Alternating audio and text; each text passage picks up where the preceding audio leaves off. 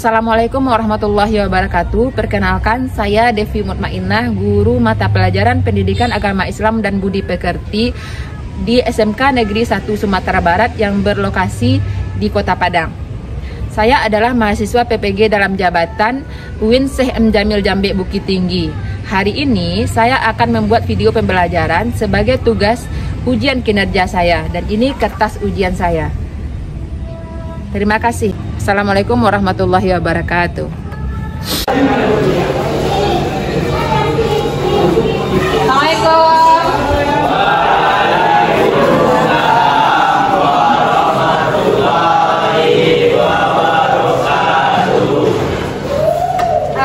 Silakan nak, rapikan duduknya, duduk dalam masing-masing.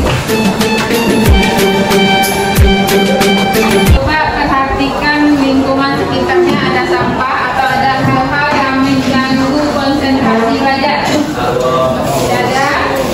Aman ketua? Baik, kalau sudah aman silakan berdoa.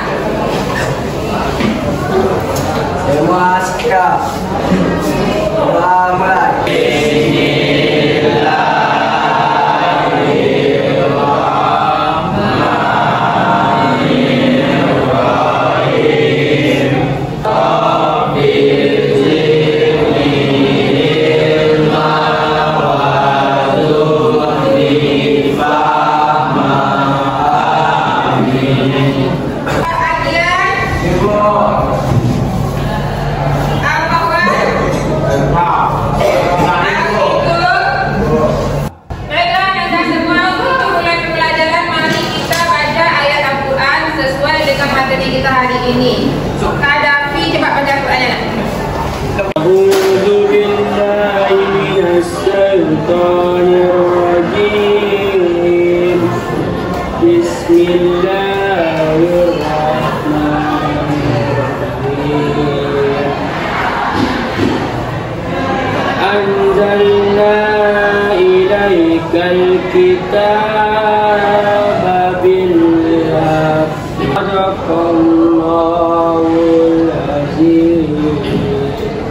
Mudah-mudahan dengan membacakan Al-Quran tadi sukses pembelajaran kita dari awal sampai akhir. Nah, anak ibu semua, kemarin kita sudah belajar tentang materi surat Al-Maidah ayat 48. Nah, itu membahas tentang meraih kesuksesan dengan berlomba-lomba dalam kebaikan dan tugas kerja. Nah, kemarin kita membahas ayat tersebut, ilmu tajwidnya. Masih ingat Anda? Siapa yang masih ingat hukum dan nasihat tajwid? Ya, Dirga, silakan Dirga. Yang pertama, interaksi, irigami guna, irigami bunda, ikhlas dan ikhlas. Masya Allah, masih ingat. Yang lain juga ingat ya? Huruf kalmalah, siapa yang masih ingat? Apa itu? Coba apa itu? Ba, jim, da, ta, wa. Luar biasa juga gitu. Luar biasa gitu dan juga dan yang lainnya ingat ya Kak ya. Nah, pada hari ini kita membahas tentang meraih kesuksesan dengan berlomba-lomba dalam kebaikan. Nah, yang mau bertanya siapa yang mau sukses? Pak, siapa anak ibu yang mau sukses? Nah, semua kita pasti ingin sukses kan? Nah, kalau kita ingin sukses, bagaimana caranya untuk sukses? Pak bisa jawab ya. Belajar dengan giat, kata Gila. Disiplin, kata Hasyadi. Coba lagi. Tanggung jawab, Bro. Tanggung jawab. Nah, luar biasa. Nah, itu adalah langkah-langkah untuk jadi orang sukses. Karena ini ada asesmen awal. Silakan Anda isi asesmen awal ini terlebih dahulu.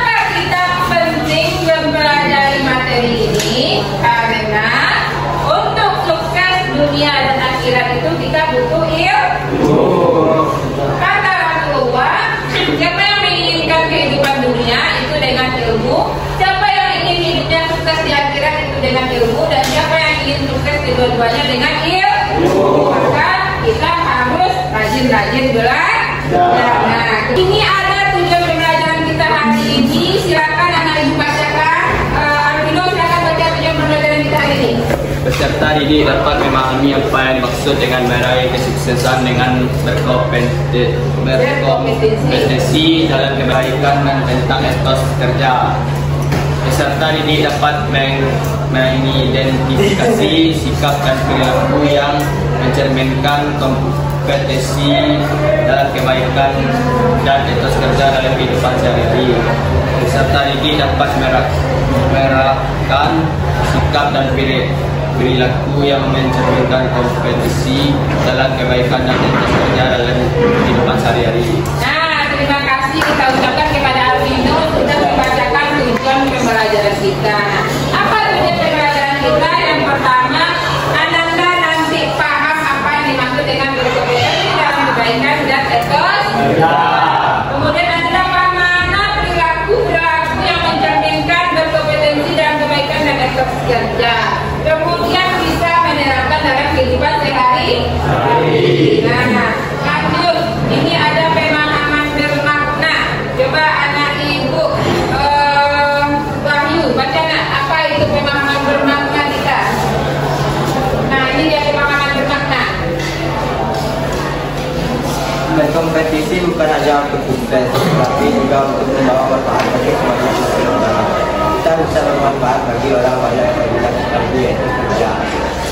Nah, apa yang dimaksud dengan pemahaman bermakna? Itu yang disampaikan oleh teman kita Wahyu. Terima kasih Wahyu telah membacakan bahwa pemahaman yang kita tangkap dari materi ini adalah bahwa sukses itu tidak hanya tentang uang, sukses tidak hanya tentang materi. Nah, sukses itu apabila kita mampu bermanfaat bagi orang lain. Kenapa? Karena sebaik-baik manusia itu adalah yang bermanfaat bagi orang lain. Nah, itu dia. Nah, jadi kita sudah bisa masuk ke dalam materi sekarang ya. Apa yang dimaksud dengan kesuksesan? Coba Agian, apa itu kesuksesan? Kesuksesan adalah pencapaian tujuan yang telah ditetapkan baik dalam aspek akademik, karir maupun kehidupan pribadi. Nah, benar. Bagus anak ibu Agian. Bahwa kesuksesan itu adalah pencapaian target. Pencapaian kita itu punya target ya. Saya tahun segini tamat. Saya tahun segini lanjut kuliah. Atau saya tahun segini ini udah kerja di Jepang ini. Nah, kalau mau kerja di Jepang, apa langkah-langkahnya? Dekatkan diri kita dengan hal-hal yang berbau cita-cita kita. Misalnya kita bercita-cita ke Jepang. Sekarang buka HP bahasa Jepang. Kemudian cita-cita kita S1 dan S2. Dari sekarang buka mana beasiswa S1, mana beasiswa S2.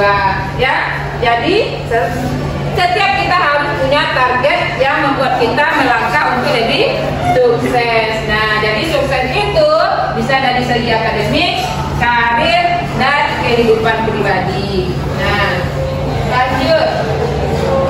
Sudah paham tentang kesuksesan? Nah, ada pertanyaan tentang kesuksesan?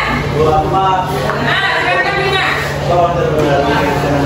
Bima bertanya apa yang mempengaruhi kesuksesan. Nah, ini calon orang sukses tidak bertanya dia apa yang mempengaruhi kesuksesan itu. Siapa yang bisa jawab dulu? Nah, ibu. Nah, Sultan, apa dari Sultan? Faktor yang mempengaruhi kesuksesan adalah kesungguhan dalam belajar maupun hal apapun. Ya, luar biasa Sultan. Jadi, salah satu faktor untuk meraih kesuksesan itu adalah kesungguh-sungguhan dan gigih dalam mencapai apa yang sudah kita targetkan. Kita mau target apa? Nah, orang yang punya potensi, orang yang punya bakat itu bisa kalah sama orang yang bersungguh-sungguh. Kalau orang yang punya bakat tidak mau bekerja keras. Nah, ini dia ada beberapa faktor utama dalam meraih kesuksesan. Coba Dirga bilang. Coba Dirga. Faktor utama dalam meraih kesuksesan: satu, tujuan itu yang jelas; dua, sungguh-sungguh dalam bekerja; tiga, konsisten dalam usaha; tempat dukungan dari lingkungan. Nah, jadi ini dia yang dibacakan Gilang itu beberapa. Ini beberapa ya nak? Tidak mentok ini beberapa faktor utama dalam meraih kesuksesan. Yang pertama tujuan hidup yang jelas. Dari sekarang itu nih, nanti kita bisa nih membuat tujuan hidup yang jelas. Saya nanti tamat di sini mau kemana? Saya mau kerja di mana? Atau saya mau kuliah di mana? Sudah ditargetkan dari sekarang. Nah kemudian target itu harus dikejar dengan sungguh-sungguh, harus diusahakan dengan sungguh-sungguh. Kemudian konsisten. Oh ini target saya itu. Oh sekarang ini target saya ini, tapi tidak konsisten. Sekarang rajin, besok malas. Sekarang rajin, besok malas. Tidak bisa ya. Harus bersungguh-sungguh dan konsisten. Kemudian dukungan dari lingkungan. Yang pertama itu adalah faktor dari dalam diri kita. Paham ya? Nah lanjut, kompetensi dalam kebaikan tadi sukses. Sekarang kompetensi dalam kebaikan. Coba Ridwan. Kompetensi dalam kebaikan adalah menerima melakukan hal positif dan bermanfaat bagi diri sendiri dan orang lain serta bernilai ibadah. Nah, luar biasa. Ridwan membacakan bahwa kompetensi dalam kebaikan itu adalah berlomba-lomba dalam hal positif yang bermanfaat bagi diri kita dan orang lain yang bernilai ibadah. Kenapa? Karena kebaikan pasti muaranya ibadah.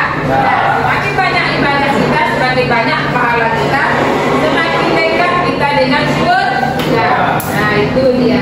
Jadi apa yang dimaksud dengan berkompetensi dalam kebaikan itu adalah berlomba-lomba dalam kebaikan, baik untuk orang lain juga baik bagi diri kita sendiri. Nah, mengenai berkompetensi dalam kebaikan, anak-anak sudah paham? Itu. Silakan kita apa yang mau ditanyakan gitu? Apa contoh dalam kebaikan berkompetensi? Apa contoh berkompetensi dalam kebaikan? Nah, itu bertanya apa contoh berkompetensi dalam kebaikan? Siapa yang bisa jawab? Kenzi, silakan apa contohnya Kenzi? Bersedekah. Ada lagi? Menghormati orang lain. Ada lagi? Mengajarkan ilmu. Mengajarkan ilmu. Kalau di sekolah apa bentuknya? Apa bentuk kompetensi dalam kebaikan di sekolah? Kata Abi belajar dan dengan sungguh-sungguh. Luar biasa, Ibu menjawab semuanya. Nah, ini ada beberapa contoh berkompetensi dalam kebaikan. Ini contoh beberapa saja ya nak ya. Nah, silakan anak Ibu Reki, bacakan Reki. Satu, bersedekah. Dua, membantu sesama. Tiga, mengajarkan ilmu. Empat, memperbanyak ibadah. Lima, kegiatan sosial. Enam, menghormati orang lain. Nah, jadi Reki membacakan bahwa beberapa contoh berkompetensi dalam kebaikan itu adalah bersedekah, membantu sesama, mengajarkan ilmu, kemudian memperbanyak ibadah, kegiatan sosial, dan menghormati orang lain. Nah, kebaikan itu gampang sekali.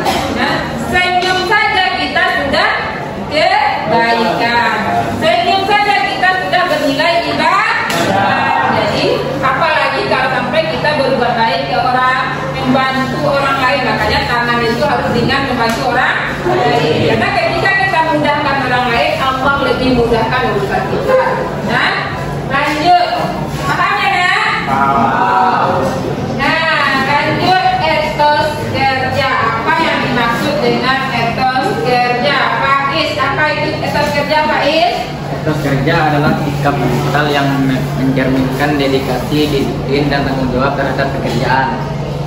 Nah, jadi etos kerja seperti yang disampaikan Pak Is tadi adalah sikap mental yang mencerminkan dedikasi dan kesungguh-sungguhan serta disiplin dan tanggung jawab. Nah, itu etos kerja. Orang yang bersungguh-sungguh dengan kerjanya, orang yang benar-benar bertanggung jawab dengan ini kerja saya harus saya selesaikan, tidak dilempar kepada orang lain. Nah, itu dia. Kemudian orang yang punya dedikasi dan disiplin. Tanyaan Ibu, apa bentuk etos kerja di lingkungan sekolah? Coba Hasyati, apa bentuk etos kerja di lingkungan sekolah? Belajar sungguh-sungguh. Ada lagi? Itu membuat tugas tepat waktu. Ada lagi? Tidak itu. Tepat waktu. Datang tepat waktu. Masya Allah, luar biasa anak ibu. Nah, jadi itu adalah bentuk-bentuk etos kerja di lingkungan sekolah, belajar sungguh-sungguh, datang tepat waktu, mengerjakan tugas guru, ya, bertanggung jawab kita kalau salah di lingkungan sekolah. Oke, paham nak? Nah, itu dia tentang materi kita hari ini. Jadi aku akan memberikan briefing terlebih dahulu biar anak-anak semangat untuk belajar. Coba berdiri dulu semuanya.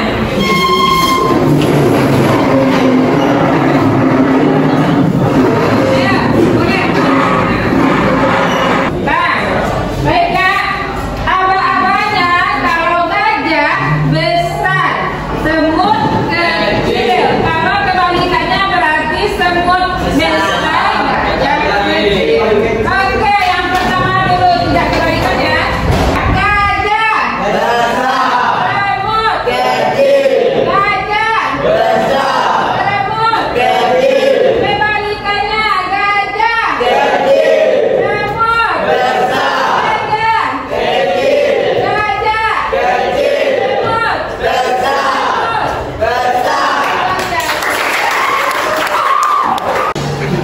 mengenai meraih kesuksesan dengan berlomba-lomba dalam kebaikan, anak-anak ibu semua sudah paham?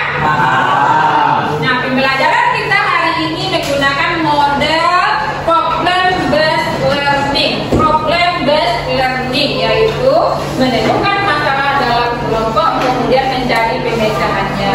Jadi anak-anak harus membentuk kelompok. Silakan bentuk kelompoknya dari sekarang.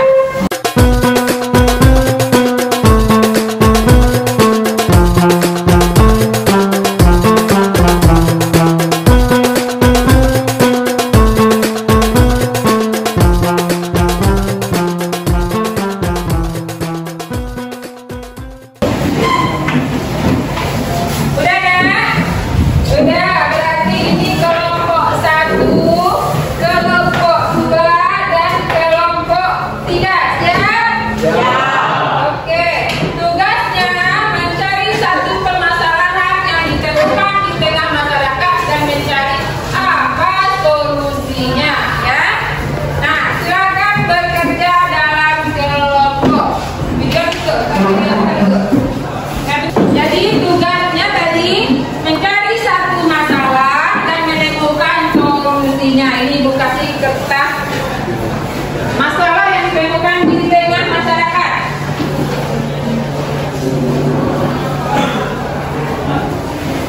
Oke, nah, masalah yang ditemukan di tengah masyarakat harus bersumber dari sumber yang valid. Sebelum Ananda diskusi untuk menemukan masalah di tengah masyarakat dan mencari solusinya, berikut Ibu akan menayangkan sebuah video betapa pentingnya sebuah etos kerja.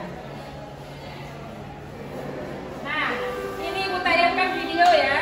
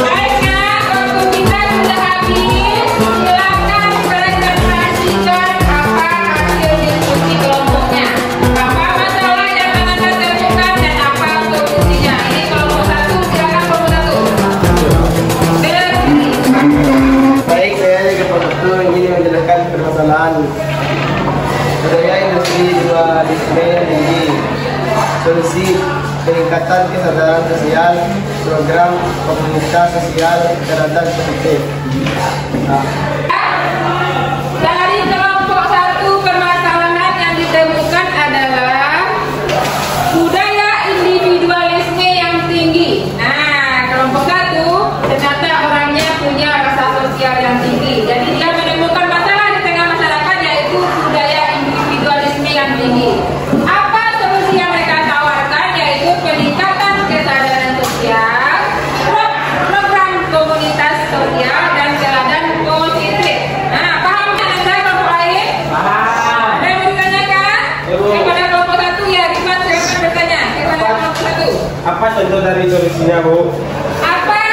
Rifat bertanya, apa contoh dari solusi yang Anda kemukakan dari kelompok 1? Baik, saya akan menjawab pertanyaan dari Ridwan. 1. Himbauan kepada masyarakat untuk ikut kegiatan sosial.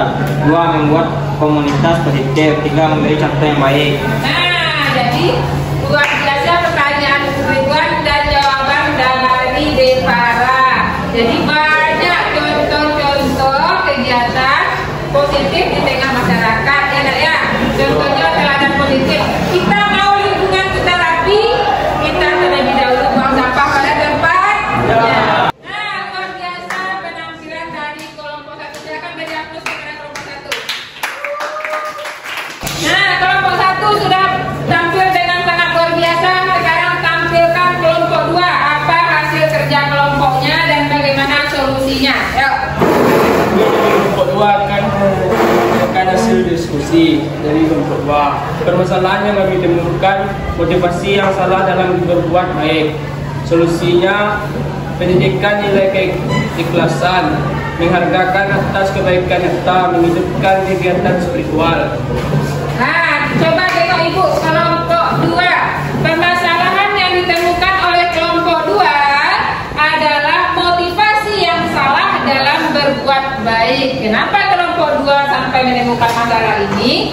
Karena banyak orang di media sosial itu berbuat baik, kemudian motivasinya salah. Mereka hanya untuk pamer di media sosial. Nah, apa solusinya dari kelompok 2? Yang pertama, pendidikan nilai keikhlasan. Nah, jadi pendidikan nilai keikhlasan ini penting ya. Kemudian penghargaan atas kebaikan nyata. Kemudian menghidupkan kegiatan spiritual. Paham nggak dari apa yang disampaikan oleh kelompok 2? Ada yang mau bertanya kepada kelompok 2? Ada. Gina mau bertanya kepada kelompok 2. Apa contoh penghargaan atas kebaikan nyata? Apa contoh dari penghargaan atas kebaikan nyata? Siapa yang jawab? Saya akan menjawab pertanyaan dari Lima. Banyak contohnya diantaranya adalah mengucapkan terima kasih atas perbuatan baik orang lain, mengucapkan selamat atas pencapaian orang lain. Nah, luar biasa. Bima bertanya, apa contoh penghargaan terhadap kebaikan nyata? Nah, dijawab oleh Gilang bahwa banyak contohnya di tengah masyarakat. Kita mengucapkan terima kasih kepada orang yang sudah berbuat baik. Itu adalah serendah-rendahnya bentuk rasa syukur. Nah, kalau bersyukur, kata Allah, siapa yang bersyukur akan nikmatku, akan aku tambahkan rezekinya. Nah, jadi kalau apa bentuk rasa syukur kita yang paling rendah? Mengucapkan terima kasih kepada orang lain. Nah, orang lain juga baik kepada kita. Terima kasih Pak, terima kasih Bu, terima kasih kawan. Itu bentuk rasa syukur yang paling rendah dan itu sudah dilipat gandakan oleh Allah nikmatnya. Nah, jadi kemudian apa lagi contohnya? Kita sportif. Nih teman kita juara nih, berhasil nih syukur nih. Selamat kawan, selamat. Nah, itu sportivitas dari diri kita. Oke, luar biasa kelompok 2 tampilnya. Kelompok 3, silakan kelompok 3 tampilkan hasil diskusi kelompoknya. Apa masalah dan solusi yang ditemukan? Baiklah, kami dari kelompok 3 akan mempresentasikan masalah kurangnya pendidikan etos kerja yang baik.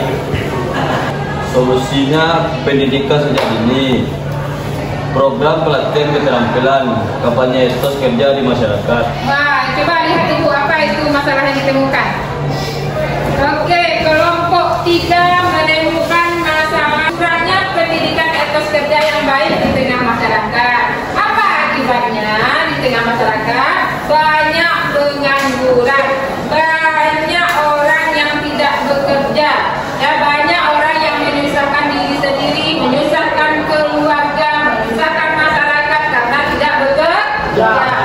menjadi beban negara. Maka solusi dari kelompok 3 adalah pendidikan sejak dini, kemudian program pelatihan keterampilan, kemudian kampanye etos kerja.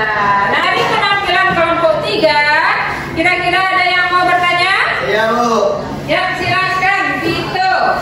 Saya akan memberi pertanyaan kepada kelompok 3. Apa bentuk program pelatihan keterampilan? Nah, Vito bertanya kepada kelompok 3. Pertanyaan Vito, apa bentuk pelatihan program sosial masyarakat itu? Nah, silakan kelompok 3 menjawabnya. Baik, saya akan menjawab pertanyaan dari kelompok 1. Ada banyak program pelatihan masyarakat yang dilakukan oleh Balai Pelatihan Pendidikan, contohnya teknisi HP, instalasi listrik. Nah, luar biasa yang bertanya dan yang menjawab pertanyaannya. Apa bentuk program pelatihan di tengah masyarakat? Jadi masyarakat itu berkurang dari pengangguran. Nah, ternyata Badan Pelatihan Masyarakat itu banyak mengadakan pelatihan perbaikan HP, pelatihan instalasi listrik, kemudian pelatihan sepeda motor juga ada untuk masyarakat. Ya. Jadi kalau yang perempuan biasanya apa pelatihannya? Menjahit pakaian, itu diadakan oleh masyarakat. Itu gratis dan dibayar. Ya. Jadi banyak, makanya pemerintah mengusahakan agar tidak ada pengangguran, tidak ada yang malas di tengah masyarakat. Baik, nah sudah paham penampilan dari kelompok 3? Nah, dari penampilan kelompok 1, kelompok 2, kelompok 3, Anda paham tidak materi dan meraih kesuksesan dengan dari penampilan kelompok 1, kelompok 2, kelompok 3, Anda sudah paham materi kita hari ini? Kalau sudah paham, siapa yang bisa menyimpulkan? Habib, silakan Habib. Konsolidasi bukan hanya tentang pencapaian materi, tetapi juga tentang kontribusi kita dan orang lain dalam berlomba-lomba dalam kebaikan. Luar biasa jawaban Habib. Nah, apa kesimpulan Habib tadi? Bahwa kesuksesan bukan tentang kekayaan diri sendiri, bukan tentang memperkaya diri sebanyak-banyaknya, tapi kita dikatakan sukses apabila kita mampu berlomba-lomba dalam kebaikan. Nah, berlomba-lomba dalam kebaikan itu nanti muaranya adalah nilai ibadah kita bertambah. Kenapa kita harus berlomba-lomba dalam kebaikan? Karena kita sebagai manusia dikatakan oleh Allah sebaik-baik manusia itu adalah yang bermanfaat bagi orang lain. Kalau kita belum mampu bermanfaat bagi orang lain, setidaknya untuk diri sendiri bermanfaat terlebih dahulu. Nah, apa usaha kita? Ya kita bekerja kita punya etos kerja yang baik. Nah, itu dia materi kita hari ini. Nah, paham ya? Bagaimana menurut Ananda materi kita hari ini? Di dalam proses pembelajaran Ibu sudah menilai Ananda. Ibu lihat Ananda semuanya sudah sangat aktif dalam belajar. Nah, nanti di asesmen akhir Ibu akan memberikan lembar kerja siswa yang akan Ibu kirim di WA group. Nah, lembar kerja itu ada di Google Form. Nah, nanti silakan Ananda kerjakan di rumah. Dan kalau Ananda nilainya masih kurang baik akan ada remedi. Kemudian kalau nilainya sudah baik akan Ibu adakan pengayaan. Nah, menurut Ananda bagaimana pembelajaran kita hari ini? Nah, apakah perlu ada perbaikan untuk Nah, pada minggu depan pembelajaran kita adalah tentang akhlak mazmumah, yaitu menjauhi perkelahian antar pelajar ya, dan narkoba. Ibu rasa materi kita hari ini sampai di situ. Ada pertanyaan?